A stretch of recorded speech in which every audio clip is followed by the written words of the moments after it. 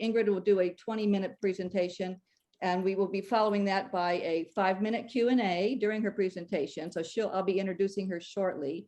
And once we do the Q&A at the bottom of the hour, we're going to break out into breakout rooms.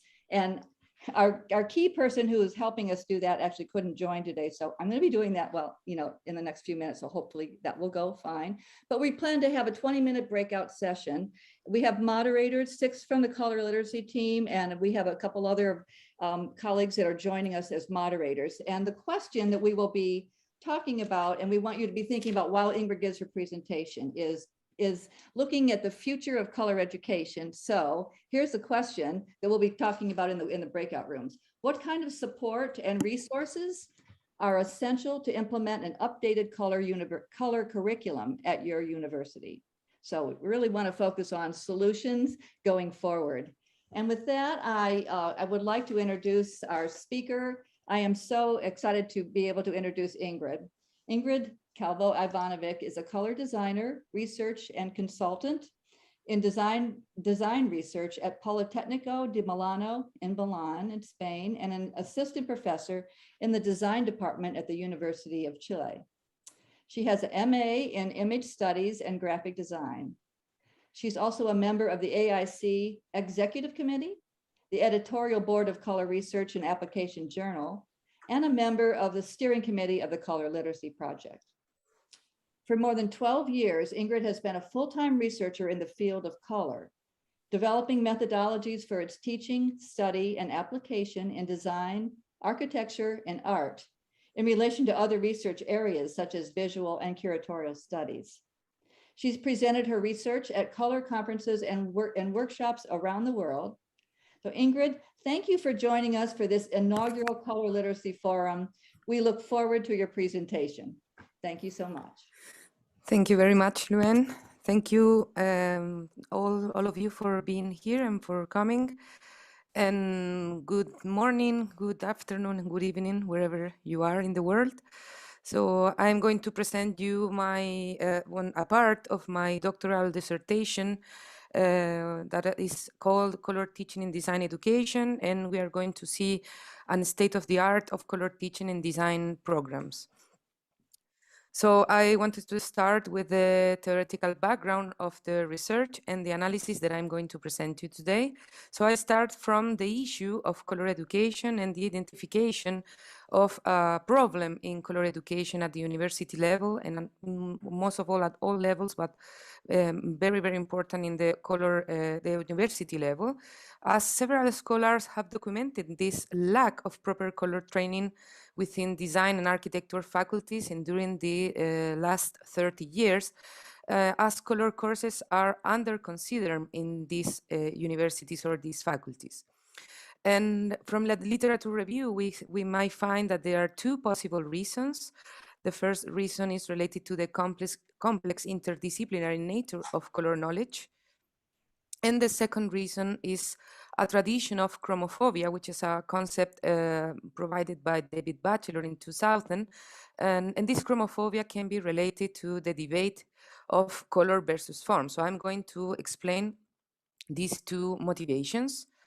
So, and the first motivation, in the motivation of the interdisciplinary complex nature of color, we may find that color is a huge and important topic. Its complexity seems to hinder the complete understanding and the delimitation of a focused body of study for creative disciplines. So in this first motivation, we see that color is too complex and that is difficult to include it into the different universities or the different programs. So because of this, a significant part of the institutions, design and architecture institutions, do not offer color training because it would need a comprehensive review and a lot of theoretical paradigms and ontological assumptions and constructs. So it is perceived as a difficult matter to teach. And also this complexity is related to communication and terminology problems, because the knowledge of color comes from several disciplines that produce color knowledge. And these disciplines may be related to arts, science, philosophy, chemistry, among others. And all of them have their proper terminology. So this complicates also the understanding, the integrated understanding of color as a science or a field of knowledge. So the other motivation is related to chromophobia and the debate between color and form. So here we may find that this problem of color, this issue of color, may be related to the origin of color education, or how color education started inside the design or the architecture faculties, and then from architecture faculties it passed through the design career. So architecture is a discipline that carries a much more formalist tradition from classical architecture, and is related also to the avant-garde and the modernism, and how color was in a way denied in modernist or modernist architecture. So from this origin, from this tradition of design as a discipline that was born inside of the faculties of architecture, color has usually considered wrongly as a mere aesthetic factor, so linked only to personal taste and individual expression, and students may feel not prepared to select colors on any other basis beside these aesthetic principles. So as we see for the first motivation, color is too huge, too wide, and too complex that it's difficult to teach it. From this other motivation, we find that color is a mere aesthetic factor, or not that important to be taught. So the common point between these two motivations that we may find is that this result in low consideration of color inside of the design schools or architecture schools. So, but we find also some universities, some institutions with color it is taught, and in the case of these institutions, we find that color courses are mainly focused only on color theory, and this leaves aside contents concerning color application, color in the work field, and more the practice of design and how color is related to the practice of design. So most of color courses nowadays in most of the universities that do teach colors are related only to color theory. And another common problem that we may find in literature, but also talking with different stakeholders, is that the dedication of hours to the color matters inside of the universities is in many cases insufficient. So teachers feel that they don't have the proper amount of time to teach color, and also, as we have been saying, it's a complex matter. So color is a matter that is regularly offered only as an elective or short courses. The choice of being the choice of which, or the choice of being trained is left only to students' discretion. It is important to say this because from this perspective, color is not considered an important or elemental course inside of universities, but it's something that the students may or not may like or not like. So at the end of it, this all results in the fact that the students' lack of confidence, they feel that they don't reach the basic color skills, and this also feeds the lack of a culture of color in design and the lack of qualified professionals, as they may not find color training in the universities. So from this, from literature, I perform also some interactions with the stakeholders and actors. So the first stakeholders were design professionals, and design professionals feel a high appreciation for the importance of color within the design process, although they feel that is more related only to aesthetic matters than functional or communicational matters. And because of this, because also this lack of training, color decisions inside of design studios, inside of color of design companies or workshops are usually taken by people that are considered to be more expert, which is usually the bosses or the people that is from before inside of the design studio. And then Also, there is an important matter, that is that designers or professional designers feel that they should have been educated better in color, and that this should be something that has to be improved also, as they feel they didn't receive the proper color teaching. Other stakeholders are design students, the people that are studying design in this moment, in the moment that I was doing my research. And the thing with design students is that they usually arrive to the institution, the design institution, or the universities with significant expectations regarding that color may be important for the design process, but these expectations, as we have seen, are usually not met.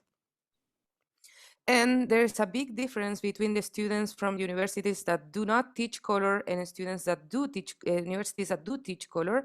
So students with color training are more aware of the color importance in the design process, and students without color training they don't feel confident.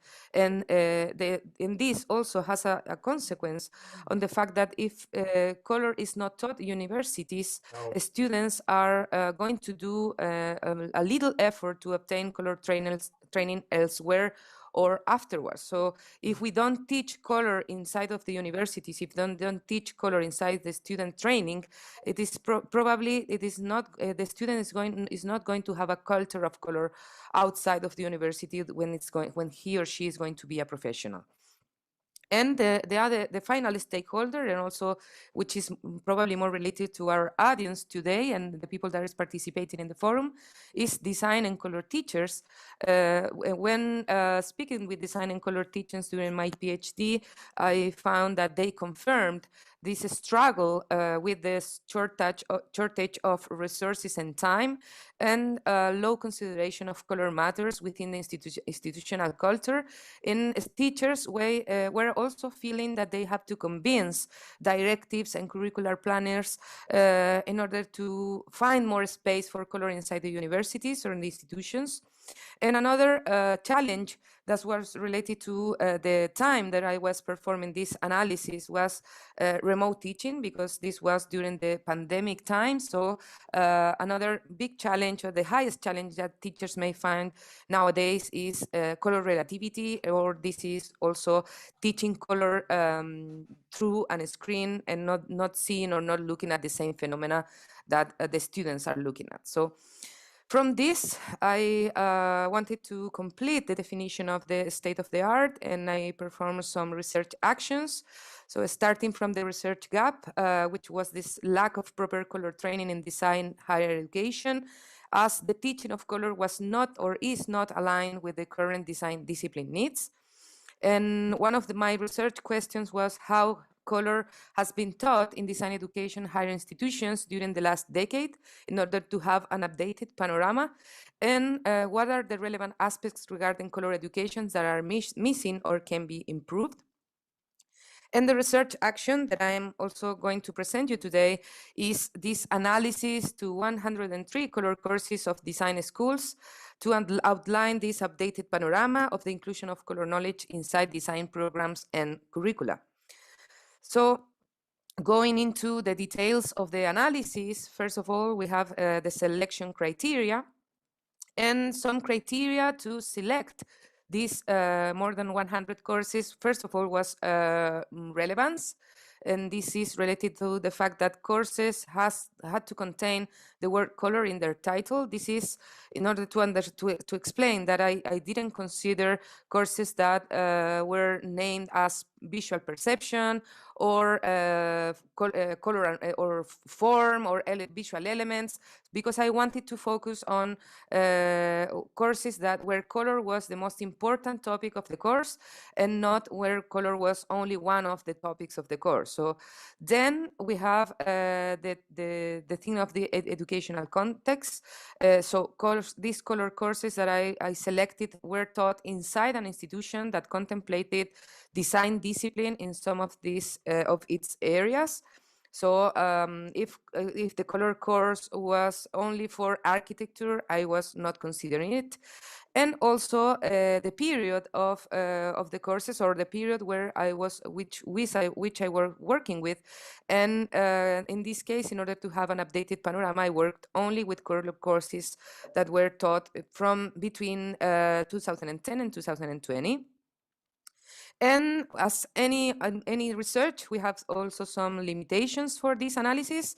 The first limitation was the language, because I could work only with color courses that were taught in English, Spanish, or Italian, which are the languages that I can understand, or some of them had their syllabi originally translated to these languages from the institution. So the institution was providing the syllabi in one of these languages. And then another limitation was the availability of the syllabi. Half of the syllabi were shared by me, by teachers, with me, by teachers themselves, or were available online. The other half was available online in the institution website. And also there is another cultural limitation related to the fact that I worked only with courses from the Western world and higher design education institutions. So I focused the analysis in two main aspects. The first aspect was the formal aspects, and this is related to things that are more related to numbers. This is more or less the more quantitative part of the analysis, but I wanted to show you some of the aspects of the formal aspects that may be relevant also to our discussion afterwards. And the first is the issue of time, or the hours dedicated to color. So as you can see here in blue and in red, most of the color courses that I analyze dedicated one semester or less time for color teaching, and with a high percentage of courses that were taking only 6 to 20 hours.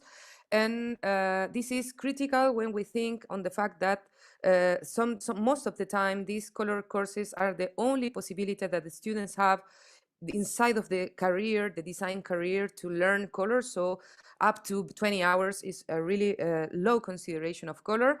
Then going into the focus, or the specific disciplinary area where the courses were focused to, we have that industrial design is the part of the area of design that considered the most color courses, then interior, and then visual communication design. And we see some less percentage of colors for fashion, or colors that are called color design specifically, or and we don't see, and I couldn't find a lot of courses dedicated to another emerging areas such as UX, UI, interaction design, game design, or other newer areas of design. Then we have the origin, or the course's location of this analysis. So most of the courses, half of them were from Europe. Then we have Latin America, North America, Oceania, and only 5 color courses that were taught fully online. And then in the intended 4 aspects, so which is the student's entry profile for the courses, where courses were more focused for undergraduate students, as we can see in blue, and then the other percentage in green is professionals, and only a few courses were focused for to postgrad students. So color is not being taught a lot at the postgrad or postgrad level of education or high education. So the summary of this the most important findings on the formal aspects. Ingrid, sorry, you have 2 minutes. 2 minutes, Ingrid.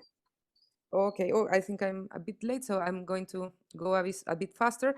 So the dedication of hours, the dedication was of 1 semester or less in the 73% of the course. Then we have the educational level. So color is taught mainly at the undergraduate level. So as we saw, is almost not considered in the postgrad level. Then we have the type of institution, and half of the courses were taught in universities and the other half in professional institutes or academies. And then the newer areas of design were not really considered, and there were no courses for service design, well-being, sustainability, or other areas.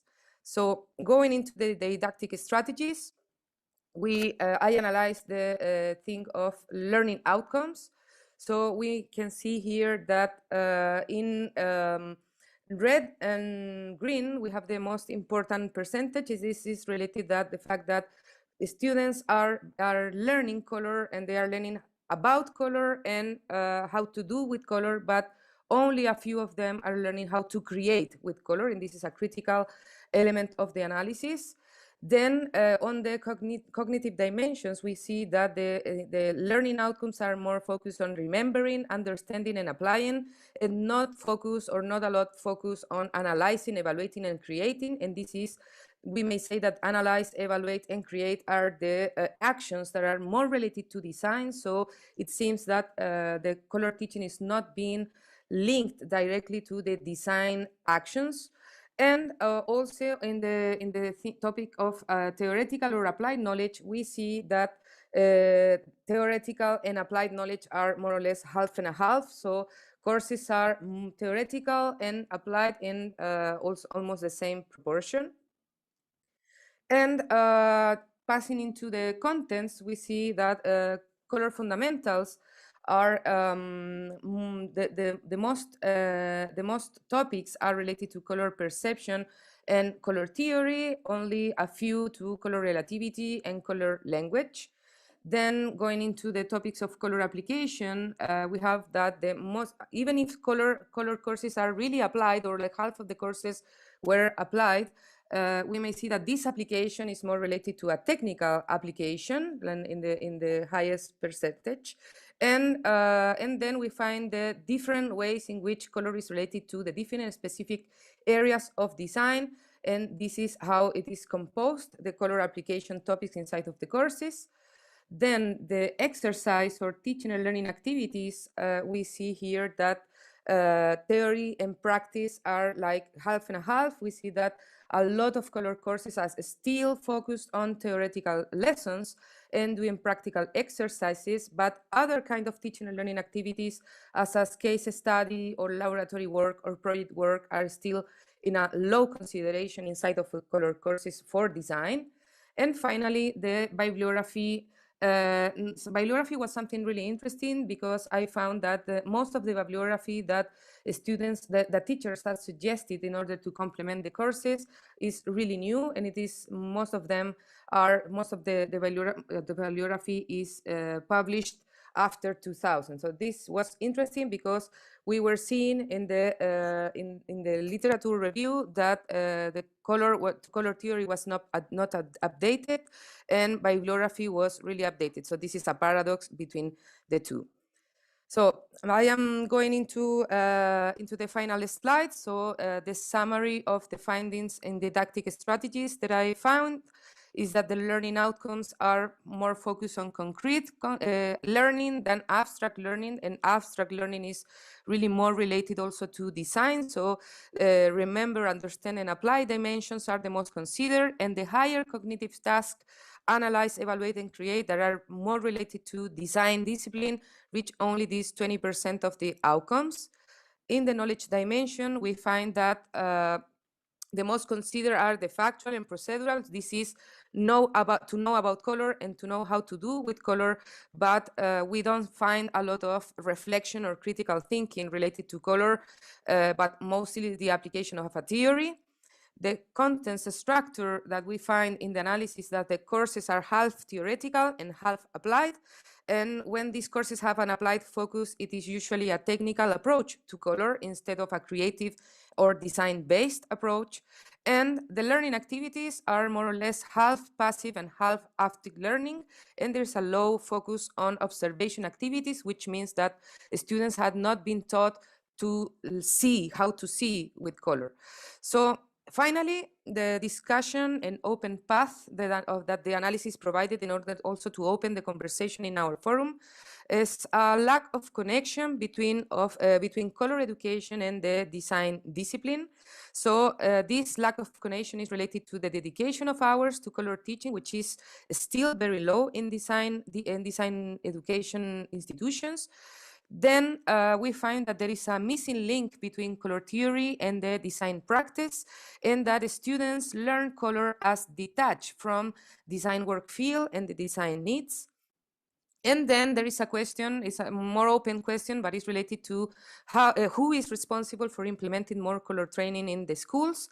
And teachers, as I said, find difficulties to convince curricular planners, and in this trying to understand who is responsible for having more color inside of the schools. Maybe companies and industries may be an ally in raising awareness. And I will say also to take advantage of this color education momentum in which we are all gathering and meeting and talking and starting to talk about color education.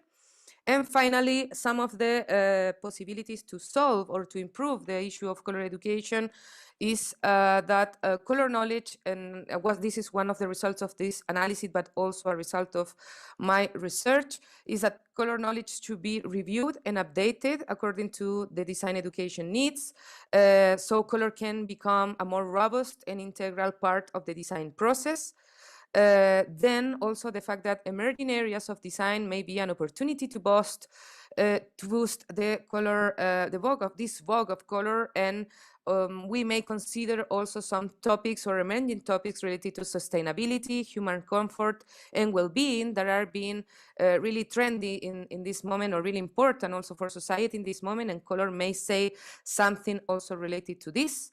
And finally, as there is a strong need, and this is another result of the analysis, is there is a strong need to move from color education based only in the transmission of contents to a student-centered focus that may be able to dialogue with design-based learning, which is the teaching approach at the core of the creative discipline. So, and also this is related to the color literacy project.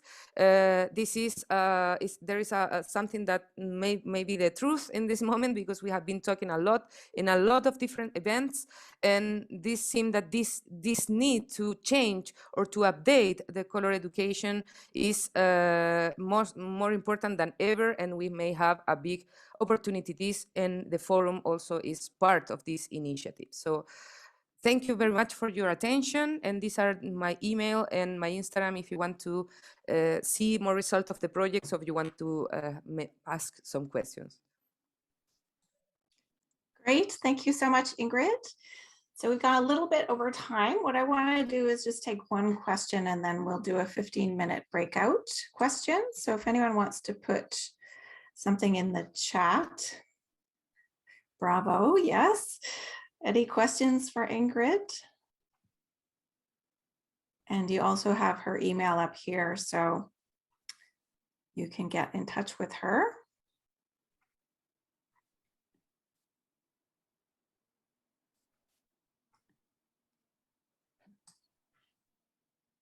Okay.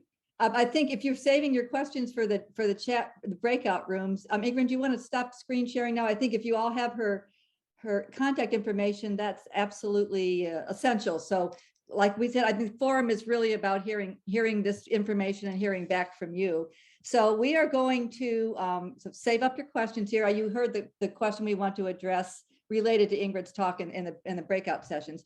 We went a little bit over, and we knew that we would because we have a little bit smaller chat room. So I'm stepping in for our tech person to do breakout rooms. So I'm hoping I'm going to do this okay. So bear with me, you guys. I'm going to, I was putting you into chat rooms. I'm going to go ahead and we'll have 15 minutes. That'll end the chat room. So give 15 minutes to talk with our hosts. There's about 6 people to 7 people in each room. So I'm going to do that. And then I will break out of the chat rooms, come back to one room at 10 minutes to the hour approximately, so that we can have each of the hosts share the information or just share what you guys came up with during the sessions. Is that good with everybody? All right, so let's just try that. Hope everything goes okay. Thank you so much, Ingrid. That was excellent talk. We appreciate you launching this and getting us started. So here we go. If the moderators could, let's see, I guess if everybody just go ahead and keep your camera on, I think that would be great. We are going to do a summary, and I know we're trying to make the most of our hour. So thank you all, first of all, just so much for doing this and being part of this initial conversation. We're just getting started, and I hope you stay with us as we move down, looking forward down the road. Let me first ask, we have about, just about, let's see, maybe about a minute. I know that's short, but Harold, if you could start and give a summary of your group, and then followed by Ingrid. Yeah, okay, well,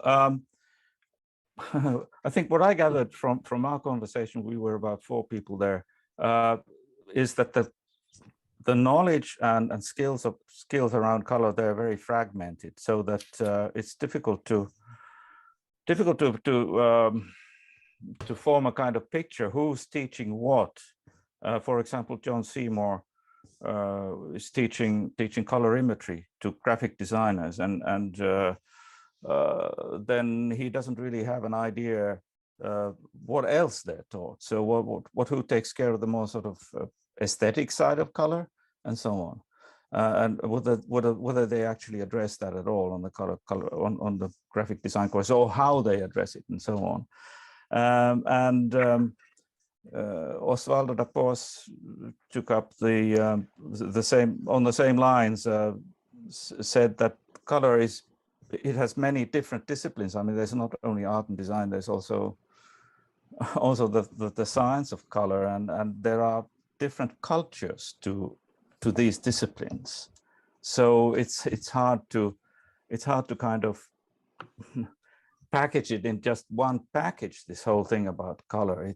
You have to address very specific needs and take into consideration these different cultures and these different traditions that run through them for hundreds of years even. Some of them have more philosophical background, some of them more practical, some more artistic, and so on. So that's more or less. Right. We have our work cut out for us. And we need all hands on deck. Thank you so much, Harold. Ingrid, and then followed by Robin.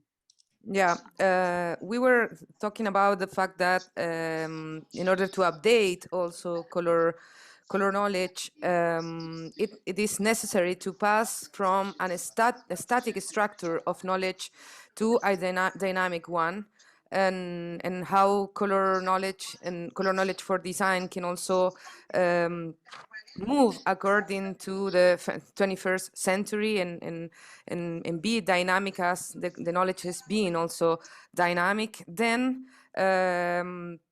Amit proposed that designers have to build a new vocabulary of color from the design discipline that may also inform color science or color knowledge. So what is design bringing to the color knowledge or the color knowledge discussion?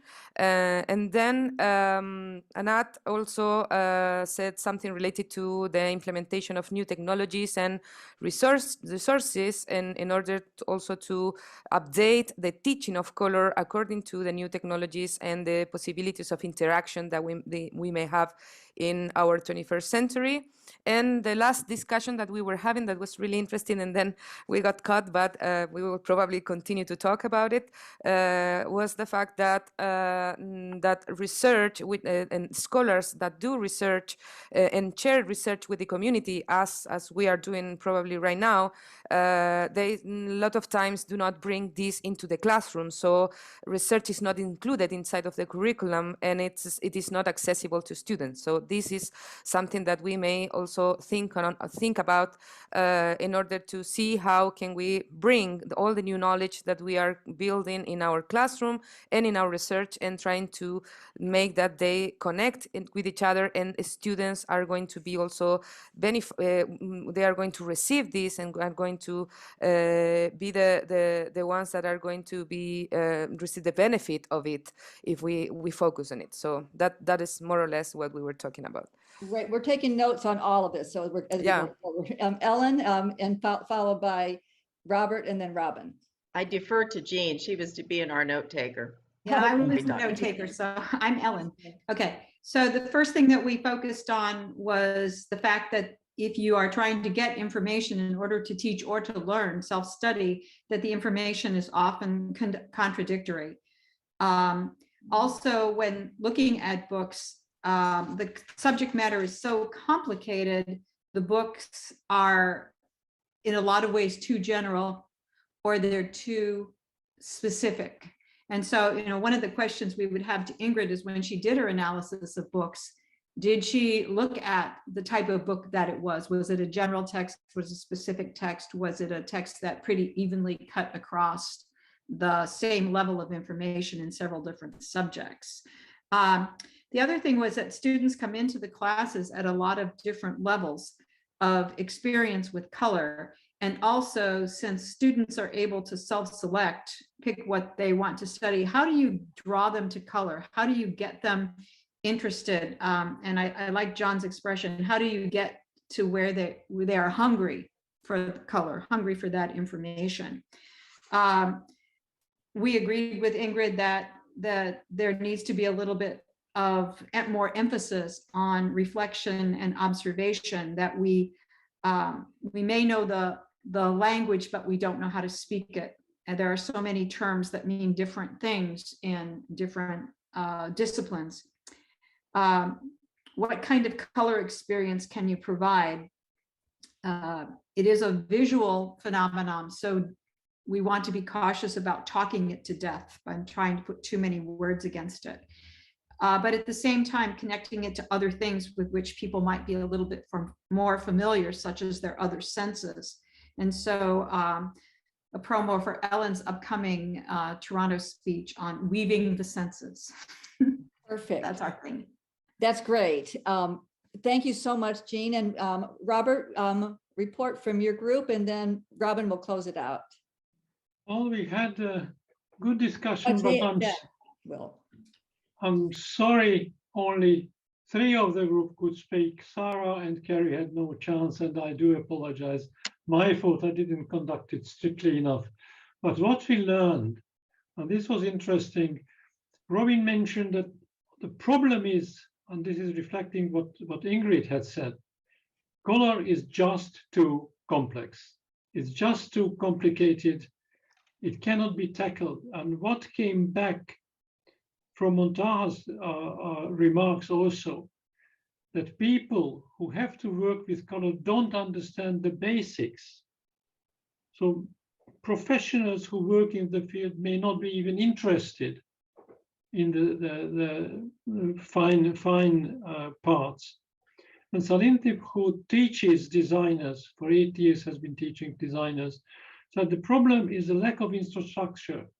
For instance, to teach lighting or light, they need more devices.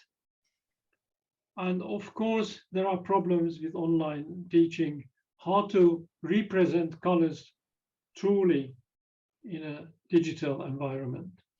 Right. Everybody taking notes on all this is what we get to tackle. Yeah, we'll do Robin, and then Jen Logan will close it. So we recognize that it was a vast question that was very hard to difficult to discuss and answer. It's very big. We talked more about our approaches. One thing that I sort of think was common to what a lot of people were talking about was this importance of kind of this interdisciplinary nature of color, particularly bringing science together with art, helping teach, you know, using science to teach art, art to teach science, and just that kind of relationship and working out the common vocabulary that people can use. And the notion too of digital color, and this fact that, you know, all the systems are different, and when you print, it's another color. And so it's kind of getting used to noticing things, first of all, and then being able to understand why they happen. So approaching it from a more fundamental level rather than trying to kind of impose a structure that students just end up memorizing, for example. So this interconnectedness between science and art, I think, is one of the most important pieces that we found. Yes, absolutely. And and we've never been in this territory. We're in this new paradigm. So, you know, we need everyone to figure this out. Jen, you want to give us your report? Yes, very similar conversation that with Robin. And I was speaking with Robert and Wayne, both of whom are retired. Robert is retired and deals with sort of the printing process. He was dealing with printing in the classes that he was teaching. And Wayne is actually a retired engineer who really worked with color TV engineering. So it was really, really fascinating for us to talk about our understanding of additive and subtractive color, how they relate to each other, how they overlap, shifting from using old primaries of sort of red, yellow, blue to now thinking about primaries of cyan, magenta, and yellow. And similarly, talking about the need for a common language, because all of these disciplines are dealing with color, and yet we're sort of approaching it from a different place. And so how can we start to bring together design with science and technology of color? You know, right. You know, that slide that we showed at the beginning of the silos, and this is a global world. This seems, you know, this is exactly, you know, what our challenges and our opportunities are. So I think we know we're slightly over time. I really wanted to say to all of you here, thank you so much for joining us. We so appreciate. We're looking for all the input. You have the contact information. I know for Ingrid. For the Color Literacy Project, we have our website. So, and also the ISCC, and then encouraging you to join the study group for color education. I'm going to ask Robert one quick question before we close. Robert, could you tell people how to join that group if they haven't? It's very, very simple. You go to the website of the AIC, and there you find a link. But even easier, if you write Maggie, Maggio, or myself, just 2 lines that you want to join the study group on color education. I will put in the textbook my email, which is very simple. Great. It's just my name. I can put in Maggie's also. Thank you. So just send me a few lines that you want to join, and we'll join you. We are trying to make it automatic in the near future, but for the time being, it's manual. But it's just 2 lines. Yes, I'd like to join the study group. And that's Sorry, it. because If you also tell who you are and what you do, it would help. right, because Can I like just go ahead. say one thing before we break? Let's really thank our speaker, Ingrid, which we, if you can unmute and applaud. Thank you so much, Ingrid, for kicking us off. It was a very fascinating talk and really stimulated a lot of good discussion in the breakout groups. And also thank you, Luann, for bringing us all together. I think this is the start of something great, and look forward to future sessions and meeting lots of other people who love color as much as we all do. Oh, thank Robin. That was so well said. And I think, like Robin just said, we are looking for, you know, for input for you. We plan to have a forum in the fall. We didn't, as we think about, we wanted to hear what you all had to say today, and we will be finding ways to work together. We need, you know, we recognize that this is a global effort. And I think everyone has seen that if you're doing it on an individual level at your school or wherever you're doing it, it's really hard. We really need all of us together. So a rising tide raises all ships. So again, thank you so much for being part of this today. You all, we'll continue this, and we will see you in the future, and have a wonderful, colorful day. And Ingrid, thank you so much for kicking us off. Thank you all. Thank you, Ingrid. Thank you. Thank you. See you. Bye. Bye-bye. Bye.